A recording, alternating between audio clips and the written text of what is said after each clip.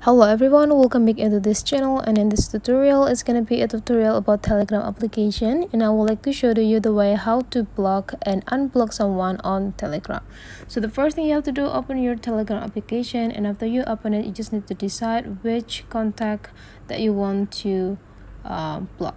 And after that, you just need to open the contact, and now you just need to go click this part to access their bio, and after that you just need to go click more, and there will be a pop up several options that you can choose here, and after that you just need to go block user, and now confirm that you want to block the user, and now you just need to go back.